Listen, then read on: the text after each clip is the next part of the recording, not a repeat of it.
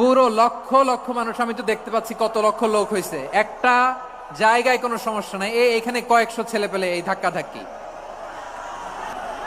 না নিজে শুনতে পারতেছো, না অন্যকে শুনতে দিচ্ছ, না আমাকে বলতে দিচ্ছ। কি করতেছো তোমরা, এগুলো কি করতেছো?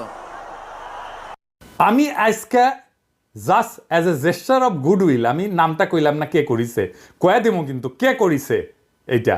এই হট্টগোল হয়ে কেন সুষ্ঠুভাবে শেষ করতে পারলেন না তাফসির মাহফিল আজারি সাহেব? কারণ বিএনপি নেতারা প্রকাশ্যে বলিছে মাহফিলে আজারি সাহেব হেস্তনেস্ত শিকার হবে, এটা কইছে বিএনপি নেতা। সত্যি কথা, আমি ব্যানে করছি না। এই যে শুনেন, রহমান আজারি বক্তব্য রাখে বিএনপির বিপক্ষে, এত সাহস সে কোথায় পায়?